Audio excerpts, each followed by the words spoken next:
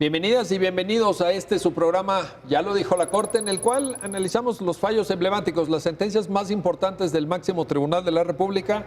Y en esta ocasión vamos a platicar del amparo directo en revisión 6175/2018, que nos va a permitir una revisión de los estándares de protección de la libertad de expresión, de las diferencias entre formular opiniones o afirmar hechos en el ejercicio periodístico, en fin, de la cobertura también sobre el derecho al honor de las personas, de una serie de temas que son de la mayor relevancia para el debate público, el debate informado, que México necesita y que México pide, por supuesto. Y para entender el alcance de esta sentencia, le doy la bienvenida a Claudia Montaño. Claudia, muy bienvenida. Gracias por acompañarnos. Miguel. Gracias por estar aquí. Y Alejandro Castañón, gracias Alejandro, bienvenido porque ya nos has acompañado. Y pues como siempre lo solemos hacer, Alejandro, ayúdanos a entender los hechos alrededor del caso, cuál es el sustento fáctico, cuál es la situación que da lugar al caso y que posteriormente en la evolución procesal, en la secuela procesal llegará a la Corte, claro, por favor. Con mucho gusto. Todo inicia con un reportaje que se hace difundido a nivel nacional en relación al expresidente Enrique Peña Nieto, cuando todavía tenía ese cargo, y un libro o una investigación sobre una casa que asumían que había sido, pues no sé, realizada o digamos, llevada a cabo con cierto tipo de favores a una constructora. Es lo que se llamó la Casa Blanca. A raíz de esta investigación, el equipo de periodistas o el equipo de colaboradores de una de las periodistas que estuvo a cargo de esta difusión fue despedido, y con motivo de este despido, posteriormente renunció esta periodista a la cadena en la que trabajaba. A partir de esto se hace, digamos, se hace una publicación de un libro con este mismo nombre, y en ese libro se narra, digamos, a más detalle toda esta investigación, y esta periodista es invitada a realizar el prólogo de la obra. ¿Qué es lo que pasa? Que en el prólogo relata pues esta situación y cómo fue sucediendo este tipo de presiones y qué llevó a ella a realizar o decidir salir de la cadena, haciendo algunas afirmaciones en relación al presidente de la cadena de noticias, diciendo que esta persona pues había sido en cierta manera presionada por el gobierno federal para que generara, digamos, estas condiciones que la llevaron a tomar la decisión. Además de afirmar en el prólogo que había habido unos juicios que habían estado debatidos vinculándose a esta cadena de noticias, que habían salido favorablemente a favor de esta, a raíz de que se generó este despido y estas condiciones para la periodista. Con motivo de esto, el presidente de la cadena presenta un juicio de daño moral en contra de la periodista, y es donde inicia, digamos, este procedimiento, esta secuencia procesal, ¿no? Claudia, pues planteados así los hechos, como Alejandro nos acaba de narrar con gran claridad, creo yo, empieza efectivamente, también Alejandro lo señala, una secuela procesal que pues en diversas etapas va generando una serie de planteamientos. Cuéntanos estos planteamientos. Sí, Miguel.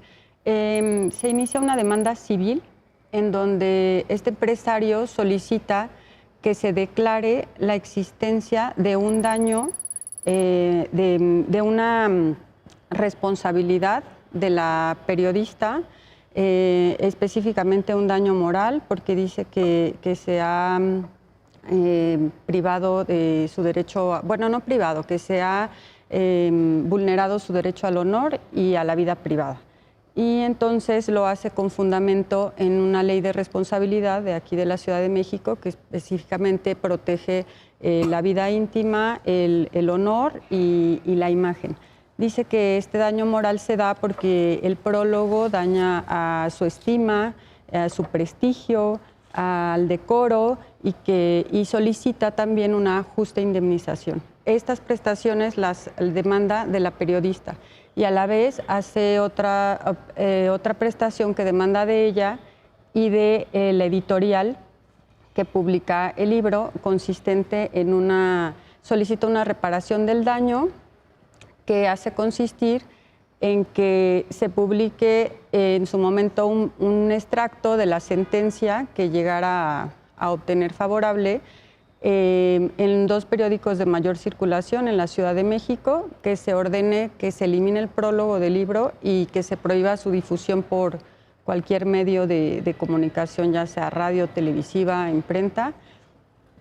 Así se quedan la demanda y en primera instancia sí se determina que la reportera excedió su libertad de expresión y de información y que esto causó un daño a la moral y a la vida íntima del actor. Ambas partes, pero se absuelve por lo que vea la cuestión económica de la indemnización y ambas partes apelan, el Tribunal de Apelación confirma, ambas partes van al amparo. El amparo que importa aquí, que es el de la periodista, bueno, no que importe más o menos, sino del que estamos hablando, le es negado y entonces es cuando acude ella a la Corte haciendo valer algunas cuestiones de cargas probatorias, algunas cuestiones de su libertad de expresión y cuáles son sus límites, y comienza a citar ahí ciertos criterios que ha tenido ya esta Suprema Corte. Y entonces aquí creo yo que este asunto de ser no deja de ser una materia civil, pero ya en este punto se convierte netamente constitucional, porque entonces aquí ya estamos viendo la libertad de expresión frente a un derecho a la personalidad, como es el del honor, el de la vida íntima, pero ya desde parámetros y cuestiones como es la carga probatoria, que vamos a platicar más adelante, desde una perspectiva de la doctrina jurisprudencial, ¿no? O sea, que de diferentes casos que ya se han tenido con estas vicisitudes y se ha tenido que determinar cuáles son los límites y cómo deben analizarse estos casos desde el punto de vista constitucional, no tanto desde las cargas probatorias de la materia civil. Alejandro, esto que Claudia menciona en esta última parte es extraordinariamente importante, creo yo, porque, fíjate, un asunto, como muy bien lo explicó Claudia, que parte de una jurisdicción civil, que fue materia de conocimiento de origen en un juzgado civil, se convierte en un litigio constitucional en el enfrentamiento, en el choque entre esta libertad de expresión y el derecho al honor, la vida íntima, la imagen, etcétera.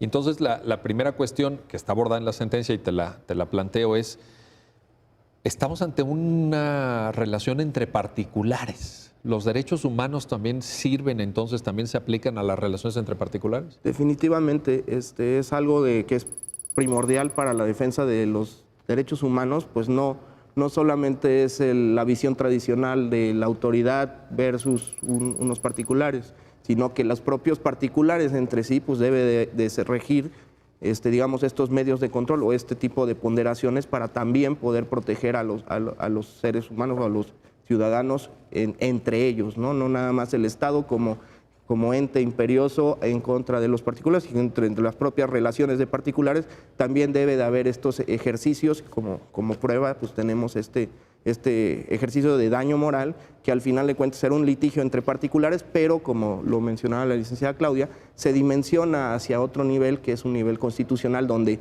están en pugna dos derechos tan importantes como es la libertad de expresión y el derecho al honor por parte de este. Esto es relativamente novedoso porque, digo, ustedes están muy jóvenes, pero yo me acuerdo cuando yo estudié, pues sí te decían, a ver, no, a ver, los derechos que en ese momento se llamaban garantías individuales, todavía no eran derechos humanos, estamos hablando de mucho antes de la reforma 2011, las garantías individuales sirven en las relaciones entre autores y particulares. Claro. A ver, este es un tema de particulares, ¿no? O sea, mi maestro, el maestro que me dio clases en la facultad de esta materia te hubiera dicho, perdóname, licenciada Claudia, pero ese planteamiento aquí no tiene lugar porque esto no puede ser, porque no hay una autoridad. Es entre una periodista y un señor empresario y pues es cuestión civil, ¿no? Es más, amparo directo en revisión a lo mejor ni se hubiera admitido, ¿no? O sea, ni siquiera dice, oye, pero ¿por qué llegan estos casos a la Corte? Claro. Que se queden en jurisdicción. O sea, lo que tú estás diciendo, que además está en la sentencia muy bien explicado y que forma parte ya de una doctrina, de una línea jurisprudencial, porque hay precedentes que también están citados en la sentencia, pues es muy novedoso. O sea, nos tenemos que hacer cargo de esto. Es algo que a lo mejor no todos los abogados en México lo entiendan o lo asuman incluso, ¿no? De acuerdo.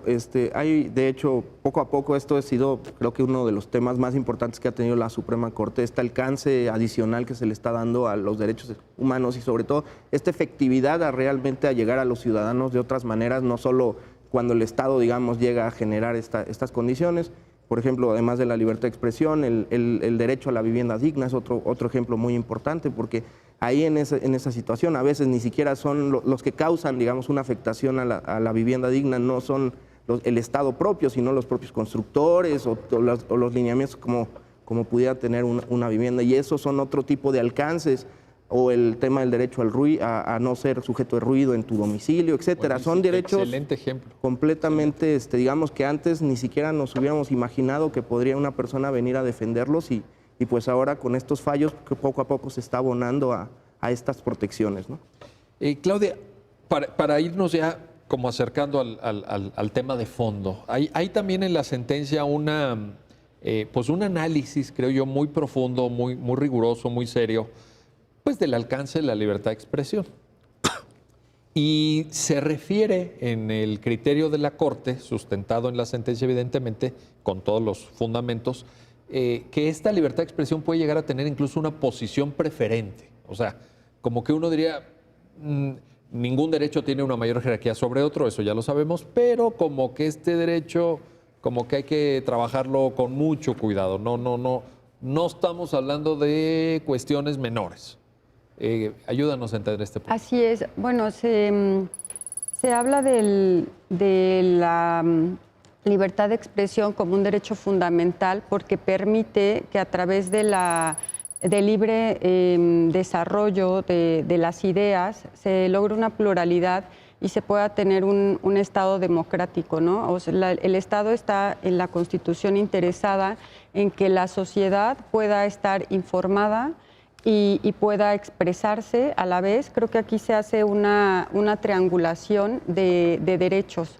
Bueno, hay como un triángulo, esencialmente el de la libertad de expresión, que a su vez tiene una vertiente de derecho a la información y que es muy importante, digamos, el de la libertad de expresión como un derecho universal, el de la el derecho a ser informado como un derecho social, principalmente, y por otro lado tenemos un derecho personal como es el derecho al honor o a la dignidad, ¿no? Entonces hay esta triangulación y lo que hace la Constitución es que tiene que proteger todo eso e ir poniendo ciertos límites, pero siempre esos límites son un poco acotados o cortos tratándose de la libertad de expresión porque no puede cualquier opinión censurarse, ¿no? Estaremos ya en una cuestión de censura donde no se permite a lo mejor algo que constituya simplemente una ofensa, que fue una opinión a lo mejor impropia, que me incomodó o cosas así, a los particulares o a las figuras públicas, no se puede limitar constitucionalmente, ¿no? Se deja eso para casos muy, a lo mejor como extremos, precisamente porque se está protegiendo el derecho que tienen los ciudadanos de tener una pluralidad, sobre todo, por ejemplo, en este caso particular en el que se está hablando de una periodista y que el sentido de a lo mejor esta publicación y demás es informar a los ciudadanos sobre cuestiones públicas, ¿no? De un personaje público que era su presidente en ese momento y de cómo están sus finanzas, tal vez.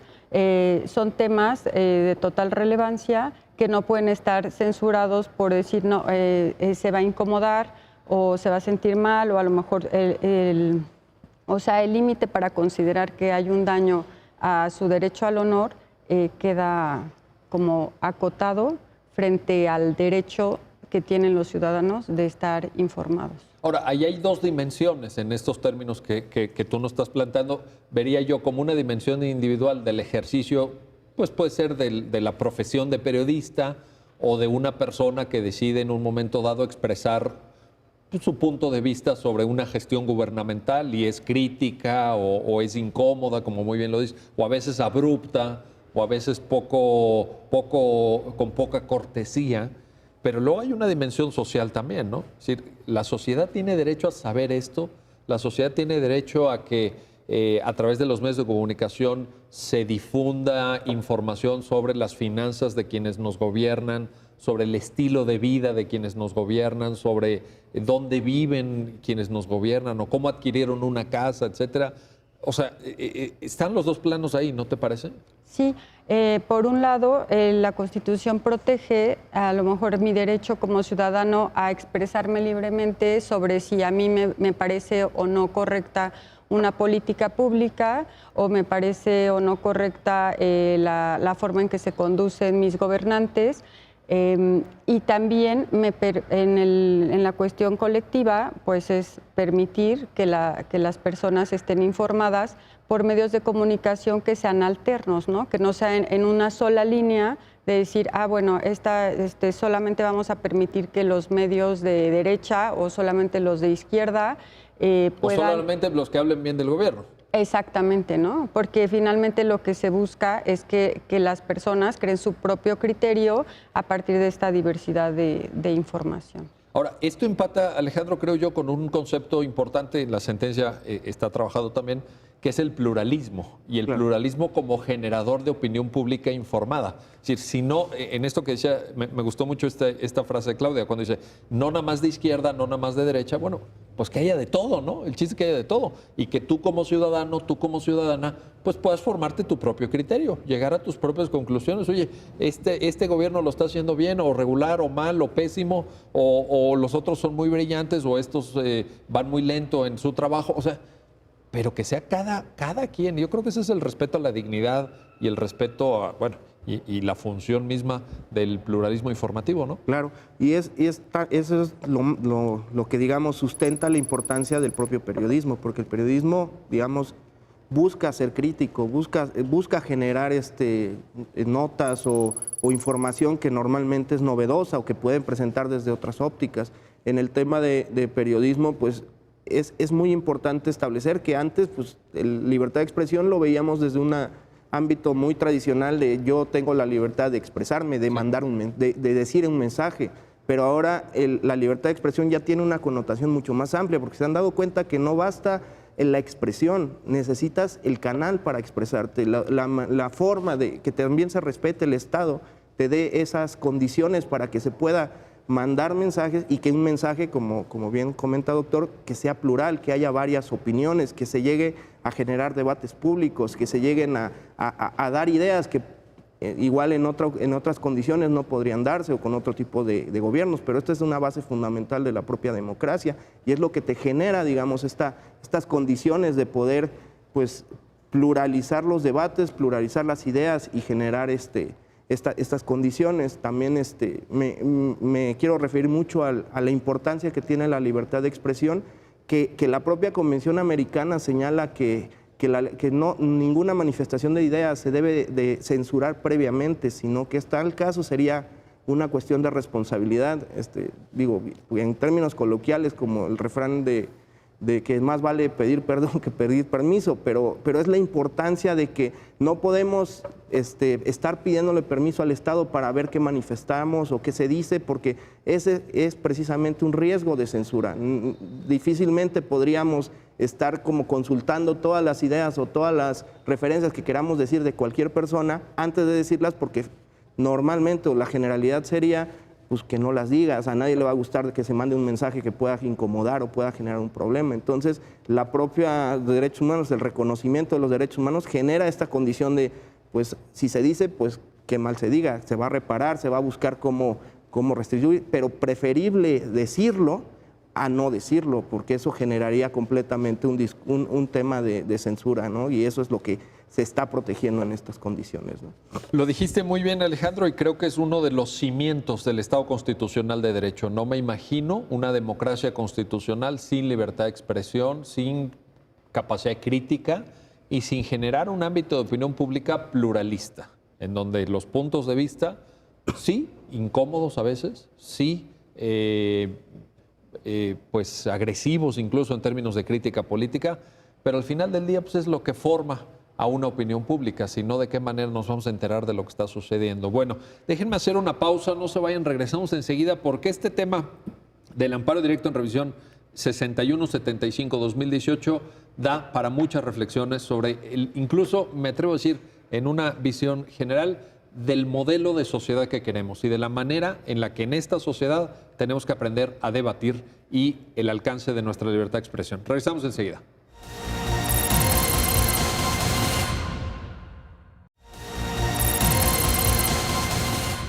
Ya estamos de vuelta, ya estamos de regreso en su programa, ya lo dijo la Corte, para seguir platicando sobre este amparo directo en revisión 6175-2018, que tiene que ver con temas vinculados con la libertad de expresión, sobre su alcance, el pluralismo que la sociedad requiere y otras cuestiones. A ver, Claudia, aquí te pregunto, Alejandro nos estaba haciendo una maravillosa síntesis de la importancia del pluralismo, de la importancia del lugar que debe tener la libertad de expresión, pero como la mayoría de derechos, no es un derecho ilimitado, también se tiene que acomodar. Y en la sentencia hay una reflexión tomando precedentes, por cierto, que esto también ya lo había dicho la Corte, sobre el derecho al honor. Exacto. Ayúdanos a entender esta parte. Sí, se explica un tanto que no está reconocido como un derecho humano, sino es un límite a la libertad de expresión.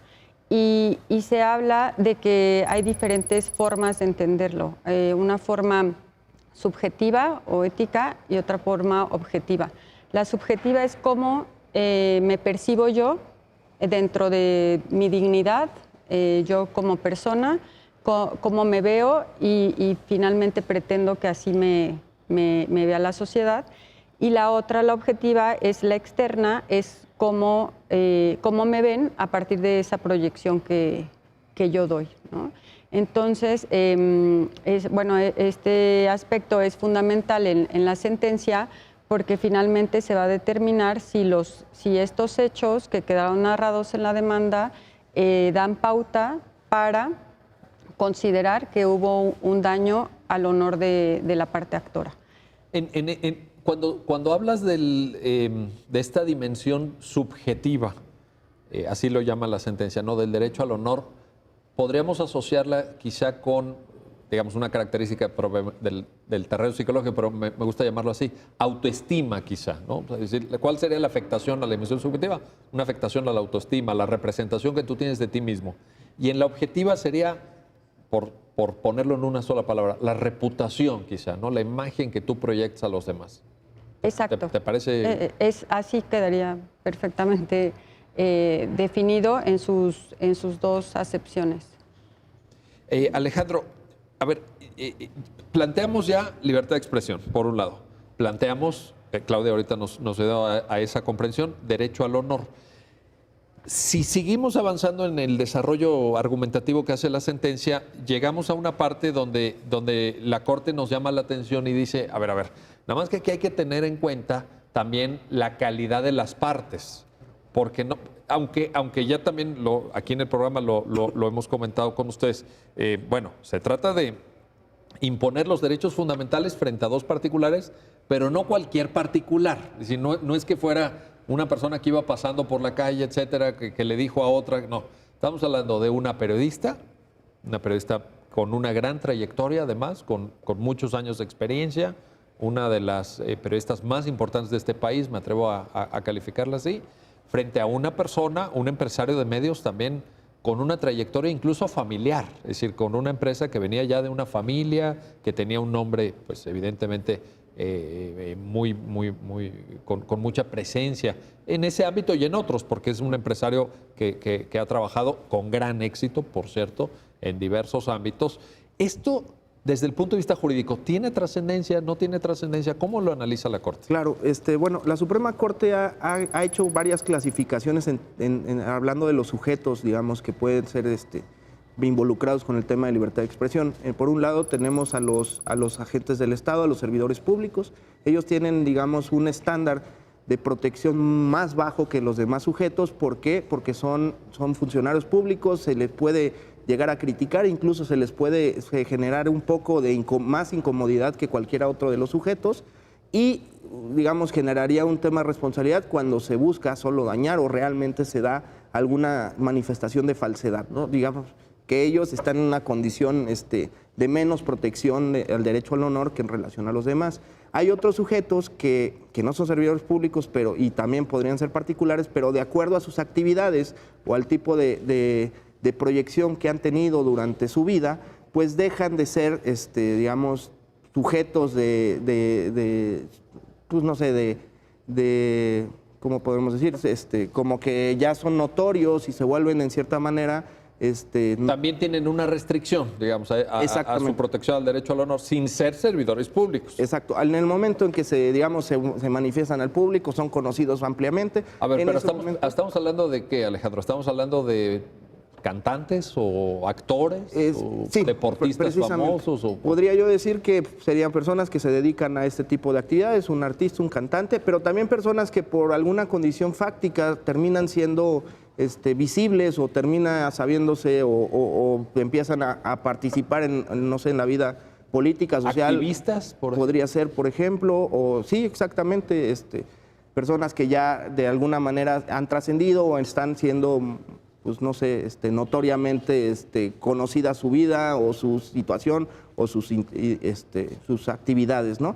Bajo ese tipo de estándares o estas situaciones que se refieren a situaciones donde ya es públicamente o ya son públicas, pues en ese tipo de actividades ya pueden considerarse también dentro de un espectro de protección menos amplio que cualquier persona, sin que lleguemos al estándar de los servidores públicos. Los servidores públicos, digamos, están en un nivel muy bajo. Estas personas tendrían un nivel de protección menor, pero aún así también no puede usarse, digamos, su vida privada cuando no es parte de este tipo de exposición como un elemento para poder, digamos, hacerlo público si no se ha hecho público, ¿no? Y finalmente las personas que no se dedican a esto y que tampoco y nunca han sido, digamos, expuestas mediáticamente, en ese caso ellos tienen un estándar de protección alto, digamos, que en el caso de que se afecte o se pueda llegar a generar algún daño, alguna manifestación que pueda afectar sus derechos al honor,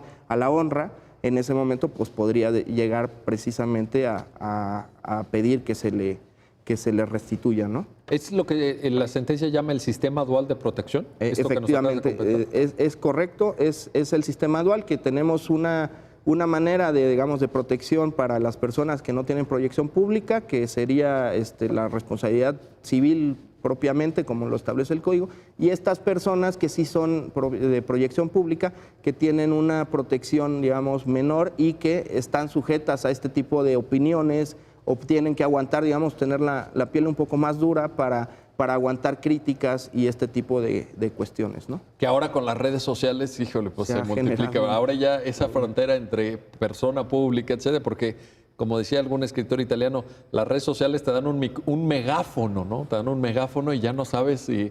Ahora están de moda hasta, digo, los que tengan hijos adolescentes, no me dejarán equivocarme, hasta los youtubers, ¿no? Claro. Entonces uno pensaría en que no, el gran cantante famoso, que no sé qué. No, pues no, puede ser un youtuber que ya es un personaje público, bueno, en su alcance y en su nivel, pero pues también está haciendo pública su vida o su intervención. A ver, Claudia, hay un tema en la sentencia puntualmente desarrollado porque creo que es el corazón de la litis, que es el tipo de expresión. Es decir, una cosa es narrar hechos, ¿no? Afirmar esta mesa es de color café, y otra cosa es formular opiniones. Ahí hay una discusión, creo yo, muy interesante que vamos a abordar enseguida, pero antes de entrar a eso, si nos quisieras compartir una parte de la reflexión de la sentencia, explicárnosla, que es, ¿puede haber expresiones que no estén protegidas por la Constitución? ¿Puede haber, digamos, por ahí hay incluso una tesis citada, ¿no? ¿Hay un derecho al insulto, por ejemplo? ¿Todo lo que digamos se vale? ¿Todo está protegido? No, sí hay límites. Y se habla aquí en la sentencia precisamente de estas expresiones que están excluidas, que son aquellas que son ofensivas o aprobiosas, que son las que pretenden no solo un insulto, sino una vejación, una humillación, que pretenden un menosprecio hacia la persona. aún en tratándose de figuras con proyección pública, estas quedan excluidas. Y también las que se conocen como impertinentes, es decir, las que están fuera de contexto, por ejemplo, en una nota de lo que se está informando, ¿no? A lo mejor, hablando de figuras públicas como un deportista, si lo están entrevistando por una cuestión de un partido que tuvo ayer y de repente él emite opiniones personales sobre la esposa de otro de los jugadores, con el afán de humillar y además saliéndose totalmente del contexto, pues claro que eso ya queda fuera de la protección constitucional. Aun cuando esta persona fuese también un personaje público del que se está hablando, ¿no? Es decir, no se puede aprovechar el periodismo para pretender dar una nota de interés público e incluir ahí alguna cuestión que pudiera ser personal o que pudiera ser simplemente contraria a lo que se pretende informar con el afán de dañar a otra persona. El insulto y el daño, sí es como tal, quedan prohibidos, ¿no? Perfecto.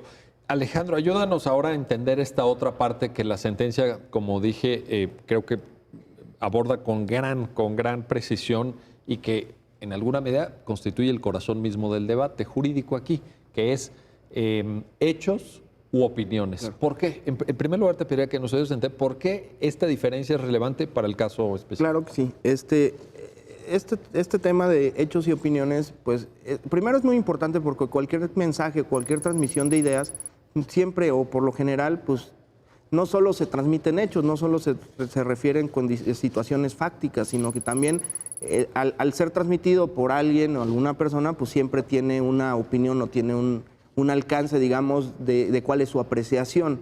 A partir de eso, pues teniendo en cuenta que esto se refiere a medios de comunicación, pues los medios de comunicación también cada uno tiene una manera de presentar las ideas y esto implica que al momento de presentar un hecho, pues también traiga alguna cierta connotación de una inferencia, alguna opinión, alguna forma de pensar. En esta condición, lo que se ha enfrentado la Corte es precisamente que ha advertido que al momento de cuando se han traído este tipo de cuestiones de daño moral, se advierten mezcladas ciertas opiniones y ciertos hechos fácticos. No siempre es fácil poner la línea, ¿no? Claro, a veces es muy complicado porque pues, lo que pudiera ser un hecho termina siendo a veces una opinión, alguna aseveración, pero relacionada más con el fuero interno de quien lo está emitiendo a digamos, ya algo que fuera como fáctico, alguna demostración de alguna situación. O se me ocurre que a veces la opinión puede venir disfrazada de una narrativa de hechos también. Efectivamente. ¿No? O sea, la frontera lo veo como una frontera porosa. No siempre es sencillo. Es muy difícil entender o tratar de advertir cuál es el hecho de la opinión. Entonces, lo que ha hecho la Suprema Corte es usar un estándar dual en el sentido de que, pues, tratar de identificar, digamos, en los párrafos, cuáles son aquellas opiniones y cuáles son ellas hechos o fácticos o algún señalamiento ya muy concreto de alguna situación que sucede. Y a partir de eso aplican distintos estándares. En el caso de las opiniones, lo que se ha manejado, y digo, es doctrina internacional replicada en la Suprema Corte, es que no hay verdades o mentiras en las opiniones. No puedes juzgar a una persona porque la opinión pueda ser cierta o falsa, sino más bien que esta opinión, digamos, no se haga con el fin de dañar y que no se use digamos, fuera de contexto, como por ejemplo el ejemplo que la licenciada Claudia nos ponía, ¿no? En esta condición se respeta un poco la forma de pensar de cada persona, obviamente. Porque con es los su apreciación, al final su opinión. Efectivamente, sería complicado hacer pensar a todos como una misma persona, ¿no? Y eso es lo que enriquece este tipo de situaciones. En cambio, respecto a los hechos. Ahí es otro estándar y es un estándar mucho más rígido, porque ahí sí rige la situación de la verdad, ¿no? Es muy interesante porque hay muchas veces, sobre todo en la labor periodística, que ellos tienen una protección mayor a cualquier persona que expone, digamos, ideas, porque precisamente lo que se privilegia es que ellos transmitan y generen este tipo de debates y se sumen a la información nacional, ¿no? Entonces, con ellos se dice que debe de ser en cierta manera, comprobarse la veracidad.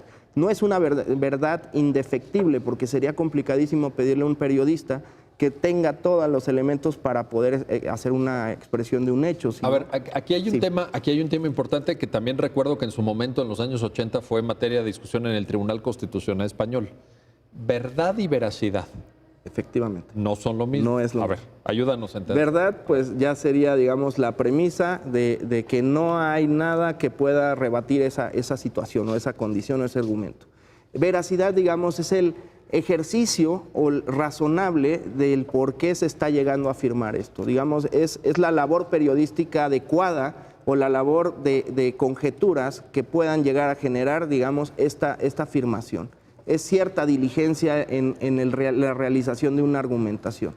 Por ejemplo, si un periodista va a dar cuenta de una noticia, etcétera, esa diligencia tendría que ver con entrevistar a todas las partes o con verificación de fuentes o con cierta calidad de fuentes. ¿Va por ahí? Es correcto. Es efectivamente ese rigor periodístico, no porque salga a la calle y entreviste a una persona y que diga diga un calificativo en contra, por ejemplo, en ese caso, del presidente, ya con eso pueda generar toda una nota o afirmar algún hecho, ¿no? Se tiene que comprobar, se tiene que hacer una investigación, y eso, en cierta manera, por ejemplo, en el caso de lo que traía el libro, pues era precisamente estas condiciones que llevaron o la presentación de la información que al final de cuentas llevó a revelar esta nota periodística, ¿no? Ahora, decías tú párrafos. En la sentencia se hace un análisis párrafo por párrafo, casi frase por frase, para lograr esta diferencia. ¿Cuándo es opinión? ¿Cuándo son hechos, no? Y creo que es importante mencionar, Claudia, ayúdanos en toda esta parte. Pues al final la disputa es sobre, creo que 2 o 3 párrafos, ¿no? Vaya, pero el prólogo tiene muchas páginas. Sí, así es. Creo que son 38 quizá. Sí, más o menos. Por ahí, creo que casi 38 40. hojas. De 40 páginas, 3 párrafos levantaron así ámpula, ¿no? ¿Cómo llamarlo? O detonaron el litigio, pues. Exacto. Se habla en una parte sobre frases que se pueden considerar que van contra el honor del actor, de su familia, pero en esta parte se consideraron opiniones que hace la periodista de su forma de proceder, porque hablaba de una cierta censura para el programa en el que ella participaba en cuanto a los contenidos, es decir, que le habían dado como ya ciertos lineamientos y eso se lo atribuía a este empresario y a su familia, lo cual consideraba era una cuestión desafortunada.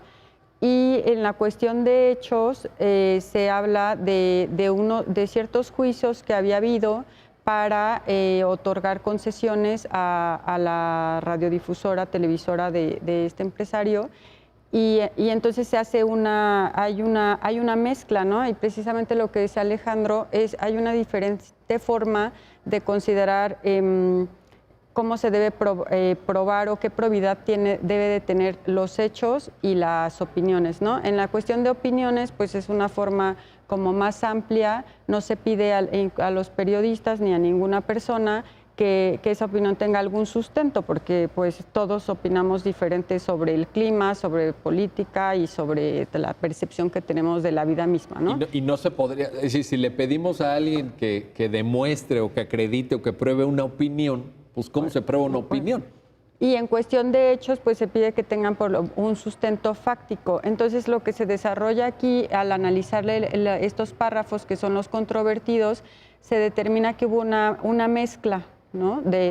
Tanto de hechos como de opiniones, y que entonces aquí lo que tiene que procurarse o revisarse es que tengan un sustento fáctico. Es decir, como dice Alejandro, los hechos tienen que tener cierta diligencia de investigación, ¿no? De algún asiento suficiente en la realidad, lo que decimos no sucede con las opiniones. Entonces, es a partir de estos parámetros que se conjugan o se conjuntan para determinar la Corte si la sentencia del colegiado se ajustaba o no a estas directrices que han quedado plasmadas en diferentes criterios, ¿no? Sí, porque además hay bastante precedentes sobre libertad de expresión. En décima época se ha trabajado mucho y además por diversas ponencias, yo diría casi todas, ¿no? Sí. En algún momento casi todas las ponencias de la Corte, digo, particularmente primera sala, pero también hay temas de en segunda sala, se han pronunciado, y yo diría que hoy la doctrina de libertad de expresión en la primera Corte es una doctrina ya muy consolidada, muy sólida, que ha abordado casi todos los aspectos, ¿no? Que yo creo que eso es lo que enriquece mucho esta sentencia, porque lo que se trató de hacer en esta resolución es condensar todos los, digamos, precedentes que se habían tocado para poder construir, digamos, una línea argumentativa, un análisis, digamos, ya como general de cómo la Corte ha analizado los casos de libertad de expresión y cuáles han sido, digamos, los límites que se han establecido en cada caso, ¿no? Que esa es una ventaja también, tener precedentes ayuda mucho. Claro. Digamos, guía, orienta la reflexión y no se trata de generar algo así ex novo, ¿no? Así, oye, vamos a empezar desde cero. No sabemos ni qué es la libertad de expresión. No, aquí ya había. Exacto. Había terreno recorrido, terreno abonado incluso, ¿no? Sí, eso. Bueno, déjenme hacer una pausa para seguir comentando. No se vayan, vamos a regresar enseguida. Este amparo directo en revisión 6175-2018 y estos estándares. Libertad de expresión, derecho al honor y todo lo que supone el ejercicio del periodismo. Regresamos enseguida.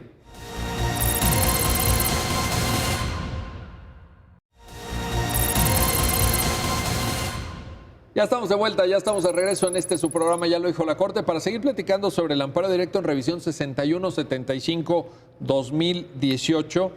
Y bueno, vamos, Claudia, ayúdanos a entender esta parte de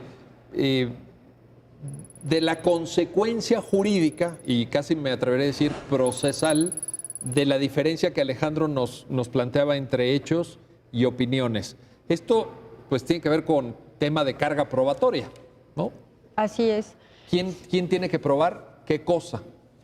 Sí, en este aspecto del periodismo no se pide que la carga probatoria sea absoluta, porque ya decíamos, para probar algún hecho no tiene que ser una verdad netamente probada, porque si no también esto vedaría el derecho la libre difusión de ideas, si el periodista tiene que no solamente tener ciertas fuentes, sino haberlas comprobado todas, ¿no? Entonces, aquí en el asunto particular llama la atención que decían, la periodista tenía que, cuando habla de estos juicios, cuando referíamos a los hechos, tenía que demostrar que efectivamente habían existido, cómo se habían resuelto y si era en la época en la que ella desarrolló el prólogo o como ella lo narraba. Creo que por ahí alguien incluso le pedía hasta el número de expediente, ¿no? Creo que por ahí se mencionaba algo a ese grado de detalle. Exacto. Entonces, bueno, esta cuestión también, incluso lo de los números de expedientes, ya fue una cuestión que se trajo al amparo, pero como estamos en una cuestión de estricto derecho, pues se dijo ya no, aquí no lo puedes traer. Sin embargo, de acuerdo a los parámetros que se han establecido por esta Suprema Corte, no era necesario que al narrar el hecho tuviera ahí, refiriera como todas las pruebas. Entonces aquí hay, Alejandro, una diferencia probatoria en cuanto a las cargas civiles que tenemos que el que afirma está obligado a probar. Ese sería como el principio tradicional que a todos nos enseñan en la escuela, ¿verdad? Si tú afirmas algo, te incumbe la carga de la prueba. Así es. Tienes que probarlo. Pero aquí podría, digamos, ser diferente, puesto que no se trata de un tema civil, sino de derechos fundamentales, ¿no, Alejandro? Efectivamente, y hablando del ejercicio del periodismo, se ha desarrollado una idea de la excepción de verdad, exceptio veritatis. ¿No? La exceptio veritatis. Sí. Esta posibilidad es para que tú puedes, ante una manifestación de daño moral, como periodista puedes bloquear la imputación en el momento en el que se presente, con el hecho de presentar los hechos o presentar la realidad o de dónde está, digamos, el sustento fáctico de lo que estás afirmando. Ese es como un beneficio que tiene el periodista o cualquier persona que pudiera tener estas condiciones. Sin embargo, por el hecho de no presentarlo, no forzosamente genera, digamos, la responsabilidad, como normalmente pudiera avanzar en un juicio civil donde hay imputaciones y defensas, ¿no? Y que cuando tú no te defiendes, pues el otro puede imputarte la responsabilidad o puede ser condenado por no probar en contrario o ser omiso. ¿Qué es lo que sucedió aquí? Que el empresario manifiesta que estos juicios se faltó a la verdad la periodista, porque en estos procedimientos ya se habían determinado desde antes de que ella hiciera la investigación de que se le otorgara un beneficio, una concesión.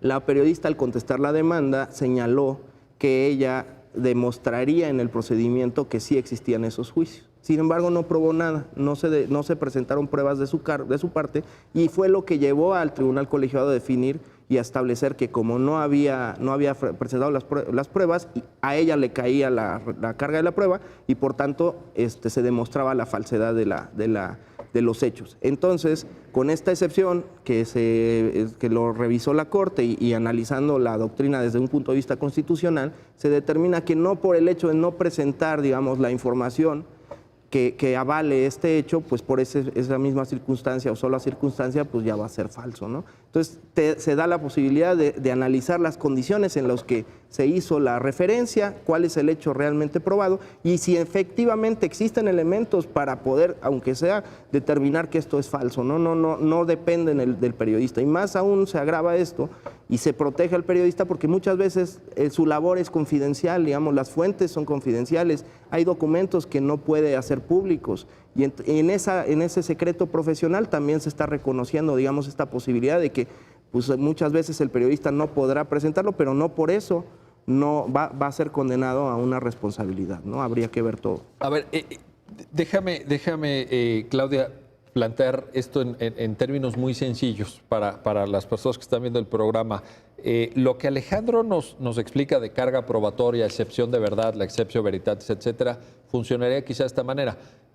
Una persona demanda a otra por daño moral porque le dijo o afirmó que es un ladrón, ¿verdad? Y dice, oye, a mí que me digas ladrón, pues me afecta en la imagen que tienen mis vecinos, ya no me saluda fulano, etcétera.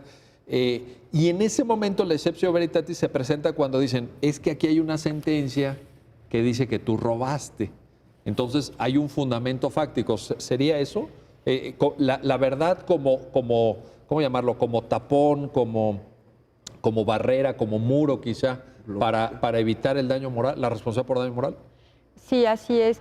Si tenemos en el contexto de esta persona ciertos datos que nos permitan a lo mejor hacer una afirmación, como decías, eres un ladrón, a lo mejor su defensa va a ser, bueno, es que sí tuve por ahí un juicio, un día robé, pero no soy un ladrón, o ya dejé de serlo, o circunstancias así que se convierten un tanto subjetivas ya en ese momento, ¿no? Pero si se tienen cuestiones objetivas que pueden permitir hacer esa afirmación sobre otra persona, entonces ahí no podríamos decir que existió un daño moral, ¿no? Porque hay un sustento para hacer esa calificativa. Un sustento fáctico, un sustento en la realidad. Exacto, pues. Y no tendría que pedírsele a la persona que hizo esa afirmación que demuestre en qué juicio, cuándo fue, que se le condenó, qué pasó en todas sus instancias con esta persona a la que le está llamando ladrón. Si es que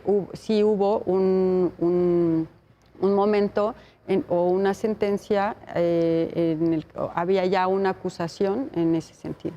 Alejandro, para ilustrar un poco, para las personas que estaban siguiendo el programa, para ilustrar un poco la relevancia absoluta, de la cual tanto Claudia como tú han hecho referencia y creo que lo han expresado con gran claridad, entre opiniones y hechos, déjame referir que en una parte del prólogo, la periodista de la que estamos hablando dice que como consecuencia del despido y de todas estas circunstancias que se dieron alrededor de ese famoso reportaje de la Casa Blanca que ya al principio referías, se produce, fíjate, y cito literal, un derrumbe moral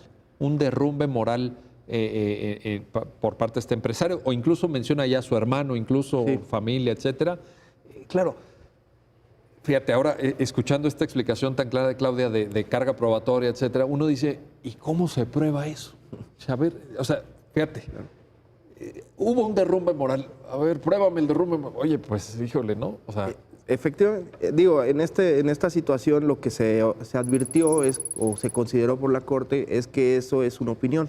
Al final de cuentas es la apreciación de esta persona que cómo tenía, digamos, en cierta manera una estima o una condición y consideró que había habido alguna cuestión que lo había derrumbado, ¿no? En esta condición, como para poner como en el ejemplo de lo que habíamos platicado, pues no estamos tocando el tema de si fue verdad o mentiras, más bien sería un tema de que si esa aseveración o esa opinión se hace dentro de un contexto fáctico. Y esto es donde el colegiado tenía una opinión y la Suprema Corte llegó a otra, porque el tribunal colegiado decía que esto era una manifestación innecesaria, digamos, que no tenía ninguna relevancia. Sin embargo, al analizarlo la Suprema Corte, considera que está relacionado, digamos, con esta situación notoria de la investigación, del despido al que fue sujeto ella, que generaba, digamos, en cierta condición una presión del Estado y que al final de cuentas esta opinión pues estaba vinculada con esta presión, digamos, que había sido generada del Estado a un medio de comunicación, que es una institución que también tiene amplia importancia para el país, ¿no? Por esa condición, ahí se analiza desde un punto de vista de opinión. oye, Claudia, a ver, fíjate, en esta reflexión de Alejandro, entonces, aquí estamos mezclando también, si bien es cierto que el origen es un juicio civil, como ya muy bien nos hiciste favor de explicarlo, si bien es cierto que la demanda es una acción por daño moral, ¿no? Incorpora una acción por daño moral, si bien es cierto que son dos partidos, pero hay, digamos, el contexto o el subtema que está ahí es un tema político. Es un tema que involucra a un funcionario público de la mayor jerarquía, vaya, el presidente de la República, ¿no? Para decirlo con todas sus letras. Ese hecho, aunque no sea lo principal, ya sabes que lo principal, pero el sustrato de que se trate de un tema político puede cambiar también la apreciación de la Corte y la calificación o la forma de ponderar los derechos en juego, etcétera. Sí, por la circunstancia que hablábamos del derecho que tiene la sociedad a la información y porque son temas de total interés público, ¿no? Entonces, creo que aquí sí el tratamiento es distinto por la relevancia social, definitivamente, ¿no? ¿Podría haber por ahí un concepto como de interés público? Sí, sí. Ese sería una llavecita que nos abriría la puerta a una reflexión diferente que si fueran temas como de vida privada, más o de frontera con protección a la intimidad, casi, ¿no? Sí, precisamente por esta posibilidad de pluralidad de la que se hablaba y del interés que normalmente tiene la sociedad en saber qué están haciendo sus gobernantes, cómo lo hacen y todas esas circunstancias que engloban y que siempre están en pues vaya, que son de interés para todos. Ahí hay una mayor protección a la libertad de expresión porque se está protegiendo a la sociedad misma de ese derecho a ser informado para después, como decías en un principio, formar sus propios criterios. Hay una parte en la sentencia, Alejandro, que me gustó mucho, retomando un precedente, si mal no recuerdo, del año 2014 o del 2012 por ahí, cuando dice, el debate público tiene que ser desinhibido, robusto y abierto. Esta es una frase que está en la sentencia, que es una paráfrasis, bueno, casi en su literalidad, de esta famosísima, la más famosa frase del gran precedente, el gran caso de libertad de expresión de la Corte de Estados Unidos, que es New York Times versus Sullivan, sí. Esa sentencia del 64 que escribió el Justice William Brennan Jr. y que ha hecho fortuna, esta frase ha hecho fortuna. A mí, la verdad, cuando la leí en la sentencia de la Corte, en este amparo directo en revisión 61-75, caray, me causó la mejor impresión. Lo digo sinceramente. A mí, ver este tipo de afirmaciones en un pronunciamiento judicial mexicano me encanta porque la reflexión que yo me hice cuando leí esta parte de la sentencia es, ya estamos en la modernidad. Claro, alguien podría decir, oye, pero allá en Estados Unidos fue en el 64 sí, y esto es del 2018, ¿no? O sea, bueno, pero llegamos. A lo mejor llegamos tarde, pero aquí estamos, ¿no? Esto es importante, creo. Claro, es una construcción que creo, pues, para el derecho mexicano, pues, es novedosa, ¿no? Digo, Novedosa. entiendo que, Sí. que ya se ha construido mucho más en otros países y como sea, nosotros hemos hecho, pues, una amalgama a nuestro derecho, a nuestra manera de construirlo, ¿no? No, tampoco estamos tan liberales como el Estado americano. Bueno, Estados Unidos en libertad de expresión tiene lo suyo también. Ha sido muy debatido porque allá tienen casi una visión absolutista. Exactamente, ¿no? Entonces, creo que también retomamos un poco de España. Tenemos ciertas condiciones que nos han puesto en una condición que creo que podemos señalar que estamos en la mitad, ¿no? No estamos ni tan hacia la libertad de expresión, pero tampoco estamos buscando, digamos, una protección absoluta de los derechos del honor, ¿no? Y en esta resolución que nos comentaba, doctor, pues también lo que se privilegiaba era la información sobre algunas inexactitudes de algunas manifestaciones o hechos incluso que se decían que sucedían cuando no sucedieron, pero no generaron una responsabilidad porque, digamos, fue más importante el mensaje, fue más importante todo el conocimiento de todo lo que estaba sucediendo que, digamos, estas imprecisiones, ¿no? Porque eso generaría, digamos, una limitación de qué es lo que platicábamos, ¿no? Preferible enviar el mensaje en estos casos siempre y cuando con los límites que los delitos y, no sé, discursos de odio, que son otro tipo de protección condiciones. a la infancia, por ejemplo, también. Efectivamente. Por ahí alguno de ustedes citaba hace rato la Convención Americana de Derechos Humanos, creo que tú lo mencionaste, Alejandro, el famoso artículo 13 que establece la libertad de expresión, y ahí uno de los límites, discurso de odio, digamos, promoción o llamado a la violencia, etcétera, pero también protección a la infancia, es decir, la libertad de expresión no quiere decir que podamos pasar películas pornográficas frente a niños o que tengan acceso a materiales o a discursos que pudieran afectar su sano desarrollo, su estabilidad emocional, su desarrollo psicológico, etcétera. O sea, sí, tampoco es como absoluta, ¿no? Dentro de estos límites, pues ahí es donde se prefiere o se busca proteger para pues, generar esta dualidad, esta pluralidad de informaciones, ¿no? Diría que con un debate público desinhibido, robusto y abierto, parafraseando a la sentencia de la Corte de Estados Unidos y ahora a la nuestra, ganamos todos, ¿no? Esa sería la conclusión. De acuerdo. ¿Ganamos todos? Sí. Muy bien. Claudia Montaño, Alejandro Castañón, gracias por ayudarnos a entender este importante caso, este importante precedente sobre un derecho toral, estructural del Estado constitucional, que es la libertad de expresión. Y gracias a ustedes, gracias por hacer posible este programa, ya lo dijo la Corte, en el cual analizamos los fallos emblemáticos, las sentencias más importantes del máximo tribunal de la República. Hasta pronto.